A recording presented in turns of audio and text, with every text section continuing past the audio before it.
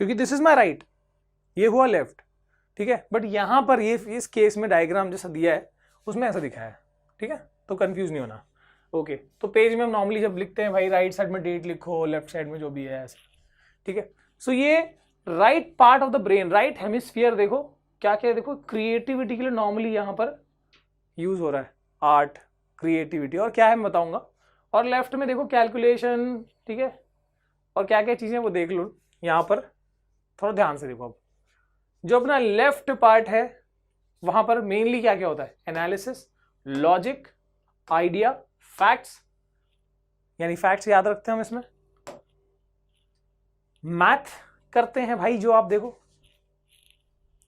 Left brain, left part use हो रहा है ना। ट्रेनिंग, जो भी ट्रेनिंग है, समझते हैं, सीखते हैं, ठीक है, वो वाली बातें। फिर क्रिएटिविटी के लिए अपना right side of the right hemisphere, creativity, intuition, कोई चीज का हमको ऐसा अंदाजा लग जाता है ना, पहले से ही कुछ ऐसा भनक लग जाती है ना, so that thing, art, creation, again that creativity. इसके बाद फीलिंग, इमेजिनेशन, तो ये सब चीजें जो है ये जुड़ी हुई है अपने राइट ब्रेन से, ठीक है। नाउ दिस इज फैक्ट, ये ऐसा नहीं कि आपको एग्जाम पॉइंट ऑफ व्यू से या एनसीईआरटी में दिया, थोड़ा सा एडिशनल चीज मैंने आपको यहाँ बताई है।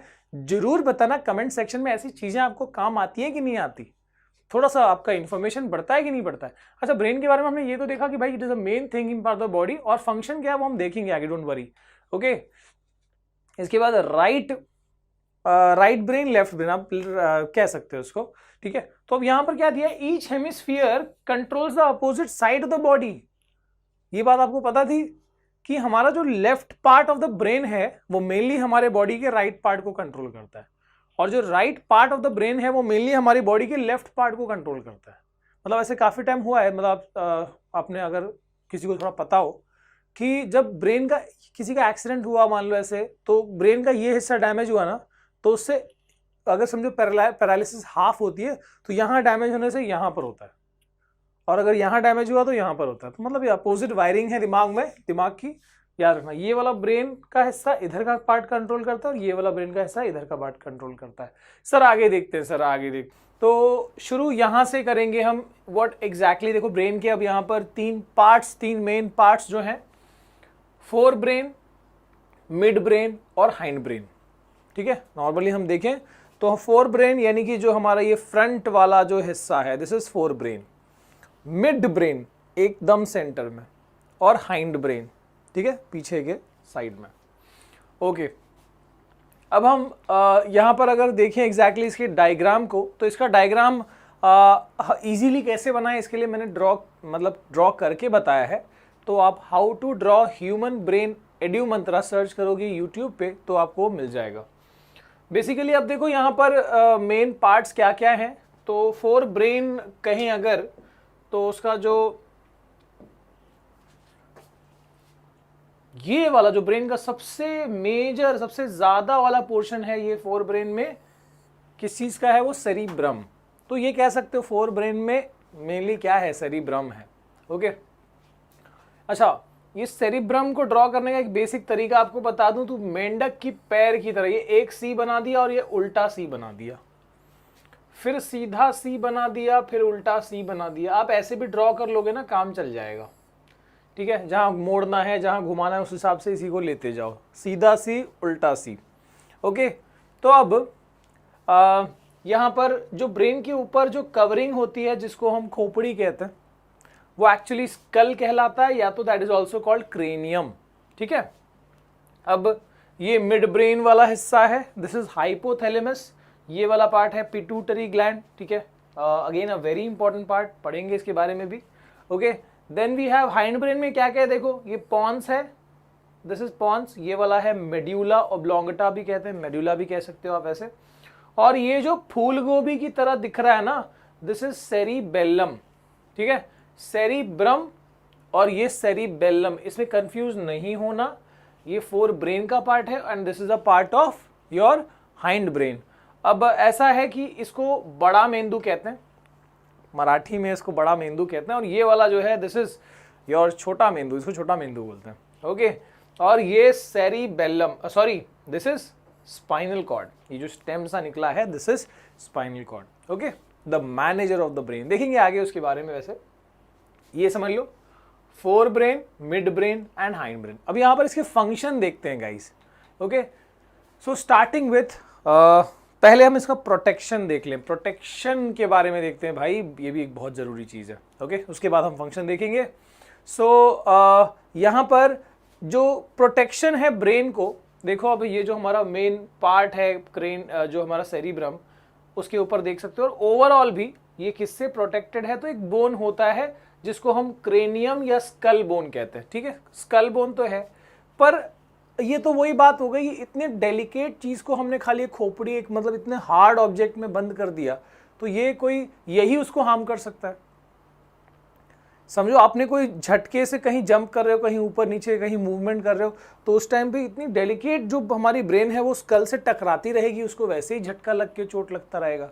ठीक है, तो this is it is just like कि मतलब एक गाड़ी के डिक्की में हमने किसी आदमी को बंद करके और गाड़ी को बहुत तेज चला रहे हैं, ब्रेक लगा रहे हैं, एक्सेलरेट कर रहे हैं, वैसे ही उसकी हालत खराब हो जाएगी, उसको कोई कुशन तो मिला ही नहीं। तो यहाँ पर भी ज़रूरी है कि ब्रेन को वो कुशन मिले। तो देखो ये जो बोनी कवरिंग है, जो स्कल है, and this is the cranium, तो इसके बीच में भी यहाँ पर जो मेम्ब्रेन्स है उसको क्या कहा जाता है, क्रेनियल मेनिंजस, याद रखना। ठीक है, तो कितने मेम्ब्रेन्स हैं, कितने मेनिंजस हैं, तो यहाँ पर 3 मेम्ब्रेन्स है। ये वाला जो ऊपर वाला पार्ट है इसको बोलते हैं ड्यूरा मैटर। ठीक है, जो बीच वाला पार्ट है, बीच वाला लेयर है, उसको बोलते हैं एरेक्नॉइड मैटर, और जो सबसे नीचे वाला पार्ट है इसको बोलते हैं पाया मैटर। तो ये 3 लेयर, 3 मेम्ब्रेन, या कह सकते हो 3 लैमिनेशन को मिला के हम क्या कहते हैं, इसको मेनिंजस कहते हैं। ठीक है, सबसे ऊपर वाला ड्यूरा मैटर, फिर एरेक्नॉइड मैटर और फिर पाया मैटर। और ये जो एरेक्नॉइड के नीचे देखो यहाँ पर, या पाया मैटर और एरेक्नॉइड के बीच में जो ये स्पेस है, इसमें भी एक खास फ्लूइड भरा होता है जिसको CSF कह सकते हो। क्या है वो, cerebro spinal fluid. Cerebrospinal fluid से ये जो सब एरिकनॉइड स्पेस है, एरिकनॉइड के नीचे वाला जो स्पेस है, उसके अंदर वो फ्लूइड भरा होता है। ठीक है, ये तो ब्लड वेसल है वैसे। ठीक है, तो इस चीज को समझना कि ब्रेन को खाली इतना डेलिकेट है कि इसको सिर्फ बोन में बंद करने से, स्कल में बंद करने से काम नहीं चलेगा। तो जरूरी है कि भाई जो उसको एक कुशन भी दिया जाए, एक शॉक अब्जॉर्बर का भी उसको कुशनिंग दिया जाए। इसलिए स्कल और ब्रेन के बीच में 3 लेयर्स होते हैं, ड्यूरा मैटर, एरेक्नॉइड मैटर और पाया मैटर। इसमें भी एरेक्नॉइड के नीचे, यानी कि एरेक्नॉइड और पाया मैटर के बीच में जो स्पेस रहता है उसमें एक फ्लूइड भरा होता है, सेरिब्रोस्पाइनल फ्लूइड। नाम से ही देख लो, सेरिब्रो क्योंकि ब्रेन को प्रोटेक्ट कर रहा है, स्पाइनल क्योंकि स्पाइनल कॉर्ड को भी यही प्रोटेक्ट करेगा, एंड फ्लूइड। ठीक है, तो ये सेरिब्रोस्पाइनल फ्लूइड से भरा है। फ्लूइड से क्यों भरा हुआ है, कि जैसे मतलब मान लो ना कि आप एक कुशन करने का काम करेगा, अब ये फ्लूइड से भरा हुआ है तो शॉक अब्जॉर्बर जो है उस तरीके से बिहेव करेगा, तो ब्रेन को झटके नहीं लगेंगे। तो इस तरीके से ब्रेन जो है जबरदस्त तरीके से प्रोटेक्टेड है। ओके, आगे देखें सर, फोर ब्रेन। तो अब यहाँ पर फोर ब्रेन के बारे में समझ लेते हैं, उसके फंक्शन को देख लेते हैं। फोर ब्रेन देखो, आपको चाहे आ जाए कि give the function of fore brain, या ये आ जाए कि give the function of cerebrum, तो कंफ्यूज नहीं होना, भ्रम में नहीं आना, क्योंकि फोर ब्रेन, सेरिब्रम, ठीक है, फोर ब्रेन का एक ही मेजर पार्ट है सेरिब्रम, और उसका फंक्शन क्या है, ठीक है, उस मेजर पार्ट का फंक्शन क्या है वो देख लेते हैं हम।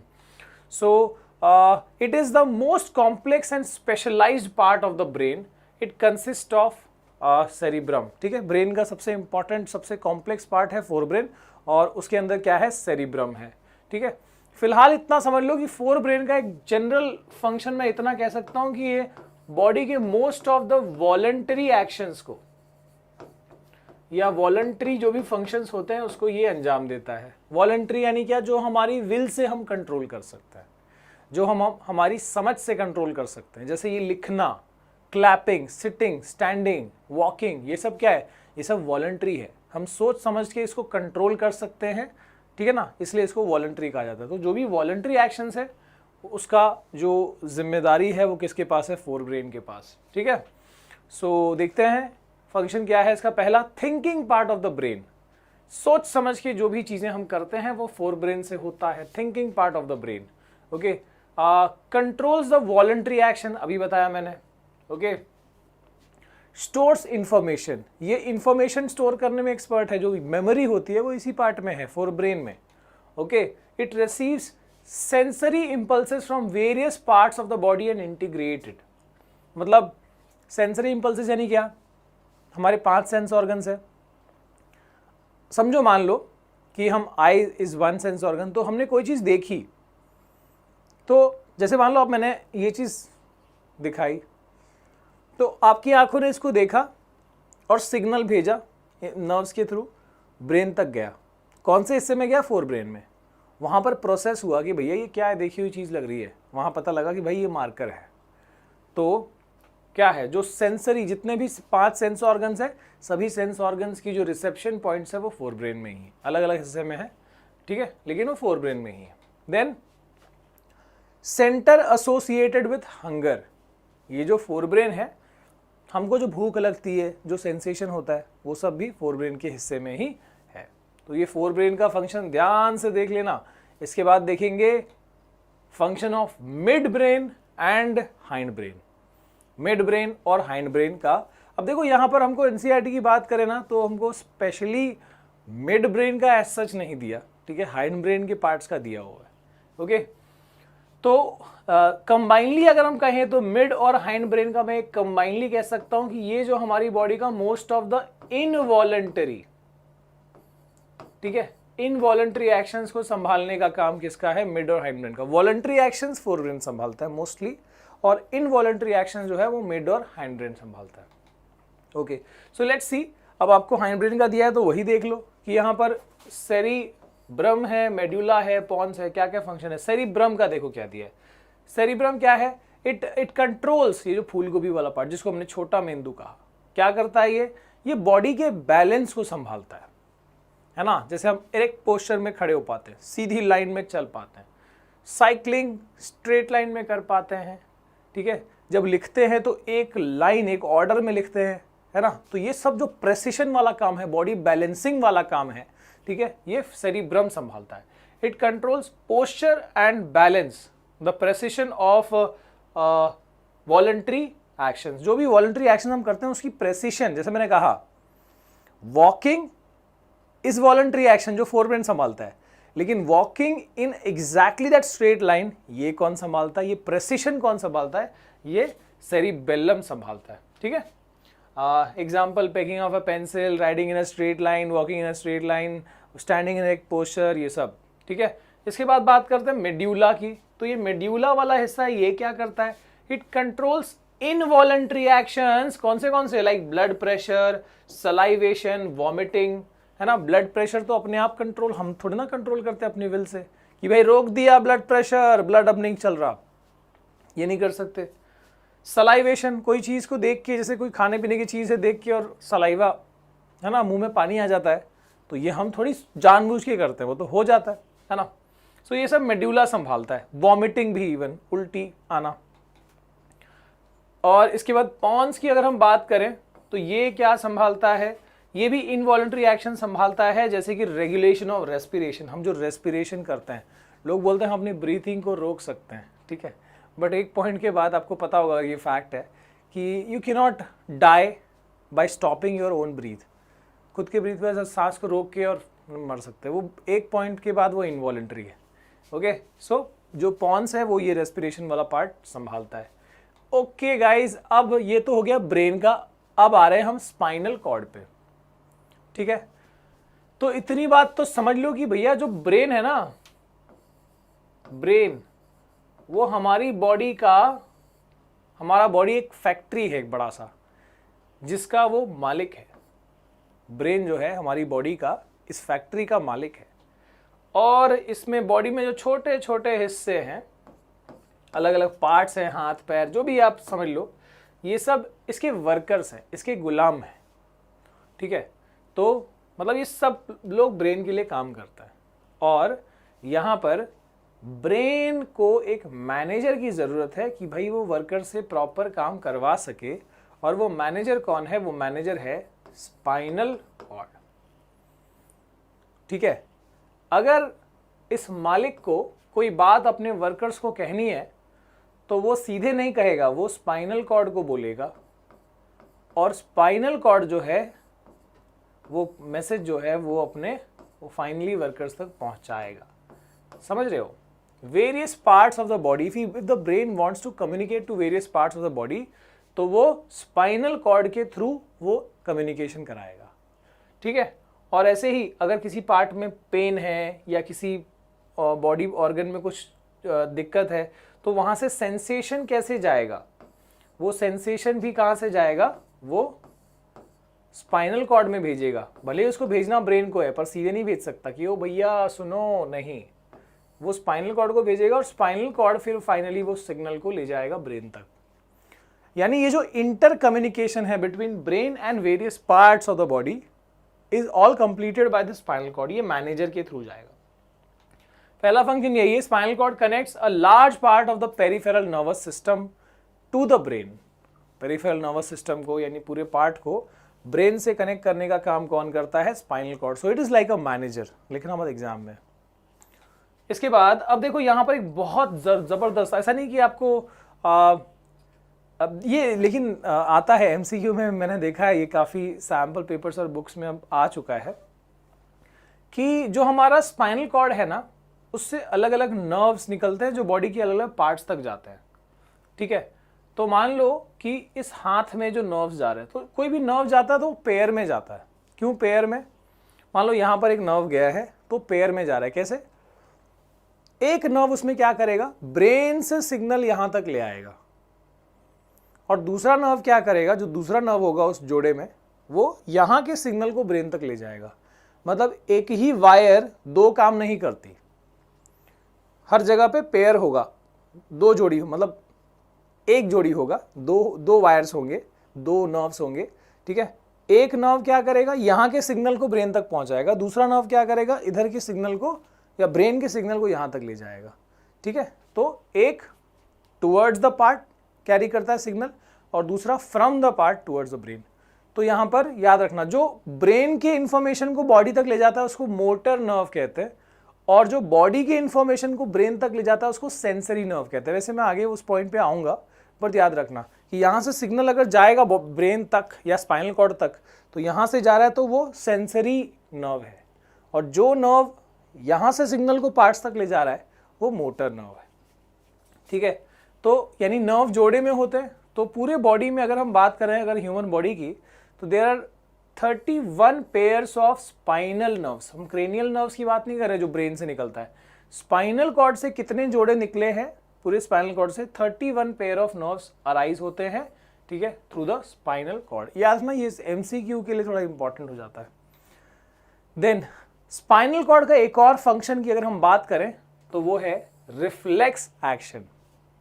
सर ये रिफ्लेक्स एक्शन क्या है? अजीब सी चीज बता दी आपने। रिफ्लेक्स का मतलब होता है वेरी क्विक, इंस्टेंट, इमीडिएट। ठीक है? तुरंत वाली चीजें, मतलब हमको पता भी नहीं चली और झट से हो गई। ठीक है? तो आइए देखते हैं क्या है reflex action. Yes, reflex action, it is a quick, sudden and immediate response of the body to a stimulus. Stimulus मतलब बाहर से जो भी एक्शन आया उसके लिए जो बॉडी रिस्पॉन्स करता है, रिएक्शन देता है बहुत ही सडन वे में, उसको हम रिफ्लेक्स एक्शन कहते हैं। For example knee jerk, withdrawal of hand on touching of hot object. कोई गर्म चीज के ऊपर, एकदम खतरनाक गर्म चीज है, अगर गलती से भी हमने, मतलब वहां नहीं भी देख रहे हैं, गलती से अगर टच हुआ तो एकदम झटके से जो हम हाथ निकाल देते हैं। ठीक है? तो वो जो एक्शन है, मतलब ऑब्वियसली ब्रेन को डिसीजन लेना है, पर ऐसे में शायद नुकसान हो सकता है हाथ को, तो वो बहुत फास्ट रिस्पॉन्ड करने के लिए ब्रेन ने उतनी अथॉरिटी स्पाइनल कॉर्ड को दे रखी कि भाई ऐसी अर्जेंट चीजों में मेरे को मत बोला कर। वो मैनेजर का भी कंपनी में यही काम होता है कि भाई देखो कंपनी में आग लग रही है ना, पहले बुझा तब मेरे को कॉल कर देना। ऐसा नहीं कि तू मुझे कॉल करेगा और मेरे रिस्पॉन्स पे ही काम करेगा, नहीं। ठीक है? तो यहां भी वही है कि स्पाइनल कॉर्ड को यहां पर डिसीजन आप खुद लेना है अब। ठीक है? ऐसी चीजों में, अर्जेंट चीजों में। अब ये नी जर्क से आप हम समझते हैं इसको। ठीक है? देखो यहां पर ये घुटने के जस्ट नीचे, नी कैप के जस्ट नीचे पे हथौड़ी मारा जाता है। देखो ये पैर है ना, ऐसा नहीं कि बंदा घुमा रहा है, बंदा मूव कर रहा है, उसकी आंखों पे पट्टी भी लगी रही है ना, जैसे ही लगी वो अपने आप पैर मूव करता है। ये एक जबरदस्त मतलब इफेक्ट है, आप मतलब यूट्यूब पे आपको कई वीडियोस इस पर मिल जाएंगे, नी जर्क एक्सपेरिमेंट बोलते हैं इसको। तो ये रिफ्लेक्स एक्शन का एक जबरदस्त एग्जांपल है। देखो जैसे ही उसके पैर के वो वाले पॉइंट पे उसको हिट किया है, वो पैर अपने आप रिस्पॉन्ड किया, ठीक है। अब इसका ये मतलब नहीं कि ब्रेन को पता नहीं चला होगा, लेकिन पहले ये एक्शन हो गया, उसके बाद में ब्रेन तक ये सिग्नल गया है, ठीक है। मैं आपको इस एक एग्जांपल के थ्रू बताऊंगा ये भी, ओके। सो रिफ्लेक्स आर्क किसको बोलते हैं सर? ये तो रिफ्लेक्स एक्शन हुआ, रिफ्लेक्स आर्क किसको बोलते हैं? तो जो पाथवे है इस पूरे सिस्टम को दिखाने के लिए, जो पाथवे यूज करते हैं, जो डायग्राम हम यूज करते हैं, ठीक है, वो पाथवे को हम रिफ्लेक्स एक्शन बोलते हैं। The pathway through which nerve impulses pass during reflex action, उसको हम रिफ्लेक्स आर्क बोलते हैं। इसका डायग्राम आपको टेक्स्ट बुक में दिया है, ठीक है, ये वाला। तो इसमें देखो अब यहां पर ये गर्म चीज को यहां से सेंसेशन गया, कहां पर गया? स्किन में। तो स्किन को क्या कहेंगे? स्किन को बोलेंगे रिसेप्टर, क्योंकि ये रिसेप्शन, रिसीव कर रहा है ये इंफॉर्मेशन, जो भी नॉट इंफॉर्मेशन लेकिन जो सेंस है उसको रिसीव यहीं से हुआ, उसके लिए इसको रिसेप्टर कहते हैं। अब ये जो नर्व से गया है, आई यूज अनदर कलर, ठीक है, ये जो नर्व से सिग्नल लेके गया, उस नर्व को क्या बोलते हैं? सेंसरी न्यूरॉन, क्योंकि ये बॉडी पार्ट से ब्रेन तक ले जाने वाला नर्व है। सो इस न्यूरॉन को सेंसरी न्यूरॉन बोला गया, ठीक है। और अब देखना यहां पर, क्योंकि ये सडन इमीडिएट रिस्पॉन्स वाली चीज है, इसलिए यहां पर क्या होगा कि स्पाइनल कॉर्ड को खुद डिसाइड करना है कि भाई इसमें क्या करना है, हाथ को हटाना पड़ेगा वहां से। तो स्पाइनल कॉर्ड ने वो डिसीजन इस न्यूरॉन के थ्रू यहां से भेज दिया। तो जिस न्यूरॉन से अब ये जा रहा है इंफॉर्मेशन, ताकि वहां के मसल्स को बताया जाए कि हाथ मूव करो, मूवमेंट के लिए मसल्स ही काम आता है, ठीक है। तो उस न्यूरॉन को हम क्या बोलते हैं? मोटर न्यूरॉन, समझ रहे हो? जो सेंस को ले गया टूवर्ड्स द स्पाइनल कॉर्ड, वो सेंसरी न्यूरॉन, और जो स्पाइनल कॉर्ड से इंफॉर्मेशन ले जा रहा है बॉडी पार्ट्स के लिए, ठीक है, वो मोटर न्यूरॉन, ठीक है।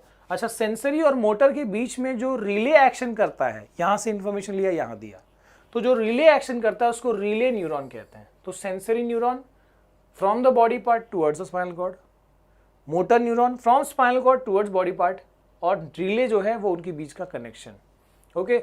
और अगर स्किन रिसेप्टर था, स्टिमुलस का रिसेप्टर था, तो यहां पर मसल्स क्या है? मसल्स आर द इफेक्टर, जो क्योंकि उसके ऊपर रिएक्शन मसल्स को ही देना है, ठीक है। So they are called effector, okay. अब यहां पर देखो, तो यहां पर डिसीजन किसने लिया? स्पाइनल कॉर्ड ने। बट इसका यह मतलब नहीं कि ब्रेन तक इंफॉर्मेशन नहीं पहुंचेगी। मीनवाइल ये जो यहां पर सिग्नल भेज रहा था, उसके साथ में उसने ब्रेन तक भी भेज दिया, ठीक है। तो मतलब इसने अपना काम भी कर लिया, और जब ये ब्रेन तक सिग्नल जाएगा तब जाएगा। अब इसका ये क्यों होता है? ऑब्वियसली बॉडी ने अपने आप को बचाने के लिए सिस्टम बनाया कि टाइम और कम लगे। वैसे ये फास्ट है अपने आप में, इलेक्ट्रिकल इंपल्स वैसे ही फास्ट होता है, लेकिन और फास्ट करने के लिए यहां पर वो टाइम लैग को बचाया गया है, ठीक है, इन रिफ्लेक्स एक्शन। तो ये हो गया रिफ्लेक्स आर्क। इस डायग्राम को रिफ्लेक्स आर्क कहते हैं। सर ये ऐसा कैसा स्पाइनल कॉर्ड दिखाया है तो ऐसा ही, बस उसको कट करके साइड से दिखाया गया है, ठीक है। सो ये सडन वाली जो मूवमेंट्स होती, सडन वाले जो रिस्पॉन्सेस होते हैं, जो बहुत इमीडिएट, बहुत ही मतलब डेंजरस हो सकते हैं, जिसका अगर ये ना किया जाए, तो this is what reflex action is. अब यहाँ पर साइनैप्स क्या होता है सर? साइनैप्स यहाँ पर देख सकते हो आप कि देखो ये एक न्यूरॉन, ये दूसरा न्यूरॉन, बीच में गैप है। तो suppose this is one neuron and this is the second neuron, बीच में गैप है। इस गैप को ही क्या बोलते हैं? साइनैप बोलते हैं, ठीक है। तो अब देखना क्या दिया है, it is the gap between the nerve ending of one neuron and dendrite of the other neuron. देखो इसके नर्व एंडिंग और इसके डेंड्राइट के बीच में जो गैप है उसको साइनैप्स कहते हैं, ठीक है। Here the electrical signal is converted into chemical signal for onward transmission. मतलब अब ये तो इलेक्ट्रिकल सिग्नल कंडक्ट कर सकता है ना, यानी यहां से यहां तक सिग्नल तो जा सकता है, पर ये सिग्नल, अब ये तो पार्ट गैप है, साइनैप्स है, ठीक है। तो अगले वाले वायर तक कैसे जाएगा, अगले वाले न्यूरॉन तक कैसे जाएगा? तो एक्चुअली यहां पर क्या होता है, यहां पर जैसे ही ये इलेक्ट्रिकल सिग्नल इस एंड तक पहुंचेगा, वो फटाक से एक रिएक्शन कर देगा। It sets a chemical reaction, sets a chemical reaction. इस हिस्से में वो रिएक्शन सेट कर देता है, जिससे क्या हुआ basically, electrical signal here is converted into chemical signal and further again it is क्योंकि केमिकल सिग्नल से अब यहां से यहां पहुंचेगा और यहां से फिर से वो इलेक्ट्रिकल सिग्नल के फॉर्म में वो आगे जाएगा। या अगर एक और मैं तरीके से बताऊं तो हुआ क्या, देखो एक न्यूरॉन के स्टार्ट से एंड तक तो इलेक्ट्रिकल सिग्नल की फॉर्म में गया, उस सिग्नल जैसे ही एंड तक पहुंचा है उसने यहां पर एक रिएक्शन सेट किया, केमिकल रिएक्शन सेट किया उसी सिग्नल ने, and because of that reaction this synapse become conducting. वो जो साइनैप्स है वो खुद कंडक्टिंग बन गया, और कंडक्टिंग बन गया तो अब क्या है, अब आसानी से सिग्नल आगे जा सकता है। तो इस तरीके से साइनैप्स को पार करता हुआ सिग्नल जो है वो आगे बढ़ता रहता है। ठीक है, सो जैसे ही वो सिग्नल पहुंचता है नर्व एंडिंग तक, वो एक रिएक्शन सेट करता है in the next gap, that is synapse, and by that reaction that part becomes conducting, और सिग्नल जो है वो आगे वाले न्यूरॉन में शिफ्ट हो जाता है। ठीक है, सो ये हो गया अपना reflex action. Coming two types of responses, तो हमने अब तक जो पढ़ा है उसके ऊपर हिसाब से हम बात करते हैं कि रिस्पॉन्सेज कितने टाइप के होते हैं सर, जो हमारा बॉडी जो मूवमेंट करता है, जो भी हम चीजें करते हैं कितने टाइप के होते हैं। एक तो है वॉलंटरी, दूसरा है इनवॉलंटरी। जैसे ये मैं चल रहा हूं, ये क्या है, ये वॉलंटरी है। ठीक है, ये जो मैं बोल रहा हूं ये क्या है, वॉलंटरी है। ये जो मैं लिख रहा हूं ये वॉलंटरी है। लेकिन जो मेरे अंदर हार्ट बीट चल रही है, जो डाइजेशन चल रहा है, जो सर्कुलेशन चल रहा है, जो ब्लड प्रेशर है, वो सब क्या इनवॉलंटरी है। ठीक है, लेकिन सिर्फ वॉलंटरी इनवॉलंटरी चीज नहीं है हमारी बॉडी में, एक और हमने अभी क्या पढ़ा, रिफ्लेक्स एक्शन भी हमारी बॉडी में एक जबरदस्त फिनोमिना है जो चलता है। जब कोई अर्जेंट इमीडिएट चीज होती है तो उसमें बॉडी रिफ्लेक्स एक्शन भी शो करता है। ठीक है, तो ये सब रिस्पॉन्सेस हमारी बॉडी के हो गए।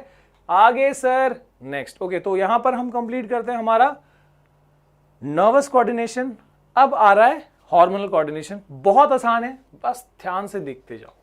तो इसमें प्लांट्स का पहले देख लेंगे, फिर आएगा एनिमल हार्मोन्स का, या ह्यूमंस के हिसाब से हम बात करने वाले। ठीक है, then plant hormones. Sir ji plant hormone में क्या बोलते हैं प्लांट हार्मोन को, plant hormones are also called phyto hormones. याद रखना, फाइटो हार्मोन्स, फाइटो यानी प्लांट्स, तो प्लांट हार्मोन्स को फाइटो हार्मोन्स भी बोलते हैं। ठीक है, अब प्लांट्स में ना हार्मोन ज्यादा कुछ उल्टा सीधा काम नहीं करते, बस ग्रोथ से रिलेटेड होता है। ठीक है, ग्रोथ रेगुलेशन के काम में आता है प्लांट के जो हार्मोन्स होते हैं, या तो ग्रोथ कराएंगे या तो ग्रोथ को स्टॉप करेंगे। तो इसलिए दो टाइप्स बन जाते हैं इसके, एक जो ग्रोथ प्रमोटर्स होते हैं जो ग्रोथ कराएंगे, एक ग्रोथ इनहिबिटर, इनहिबिट मतलब कंट्रोल करना, स्टॉप करना एक तरीके से, तो ये स्टॉप कराएंगे। ओके, ग्रोथ प्रमोटर्स में क्या है, ऑक्सिन, गिबरेलिन या जिबरेलिन जो सिखाया गया आपको, साइटोकिनिन। ठीक है, ये तीन जो है ग्रोथ प्रमोटर्स आपको दिए हैं 10th क्लास में। और ग्रोथ इनहिबिटर्स में एप्साइसिक एसिड और ethylene, एप्साइसिक acid and ethylene. Okay, तो इसमें ऑक्सिन की पहले हम थोड़ा बात चर्चा कर लेते हैं। ओके, अब वैसे यहां पर इसका देखो पिक्चर यहां दिखाया गया है कि ग्रोथ इनहिबिटर वाले में जैसे पत्तों का झड़ना, तो पत्ते झड़ रहे हैं मतलब ये ग्रोथ थोड़ी हो रहा है, ग्रोथ को स्टॉप करने का काम है ना, ग्रोथ को स्टॉप करने का काम है। वहां पर लाइट की डायरेक्शन में प्लांट का ग्रो होना, पता होगा आपको वो रूम वाला एक्सपेरिमेंट, यहाँ एक कमरा है मान लो, उसमें पूरा अंधेरा है, एक खिड़की लगी है जहां से लाइट जा सकती है रूम में, और यहाँ एक पौधा लगा हुआ है। तो ये पौधा जो है ना वो बेंड करके ग्रो कैसे करता है कि वो बेंड करके और खिड़की से निकल जाए, वो लाइट की डायरेक्शन में कैसे वो बेंड हुआ, ग्रो हुआ। सो वो यहाँ पर ग्रोथ हार्मोन। अब मैं यहाँ पर बेसिकली वो किसका एक्शन है ये जो मैं बता रहा हूँ, दिस इज ऑफ ऑक्सिन। देखना इस चीज को, जैसे ऑक्सिन जो है ना, देखो ये रेड वाले पॉइंट्स में जो दिखाया है, मान लो ये ऑक्सिन हार्मोन्स, और ये ग्रोथ के लिए रिस्पॉन्सिबल है। ठीक है, बेसिकली ये सेल इलोंगेशन करते हैं, याद रखना सेल इलोंगेशन करते हैं ये। ठीक है, तो अब यहां पर जब ऑक्सिन है, जब सामने लाइट फ्रंट में है सनलाइट, तो उस टाइम पे नॉर्मल स्ट्रेट ग्रोथ हो रही है। पर अगर मान लो जैसे यहाँ इस केस में लाइट एक साइड से आ रही है, तो प्लांट की एबिलिटी टेंडेंसी होती है कि वो लाइट की डायरेक्शन में वो ग्रो करता है। ये कैसे हो सकता है सर? ठीक है, अगर मान लो लगातार हर दिन उसको एक डायरेक्शन से लाइट मिल रही है, दूसरी डायरेक्शन से नहीं, तो लाइट के डायरेक्शन में कैसे वो ग्रो कर गया? ध्यान देना, ऑक्सिन जो है ना, ये हार्मोन थोड़ा लाइट सेंसिटिव है, मतलब लाइट से शर्माता है कह सकते हो, लाइट से डरता है, लाइट से सेंसिटिव है। तो अब क्या होता है कि जहां पर समझो लाइट एक डायरेक्शन से आ रही है तो वो हमेशा शेडी साइड में छिपेगा, लाइट से अपोजिट डायरेक्शन में भाग जाएगा। कौन? ऑक्सिन। तो ये हार्मोन मोस्टली देखो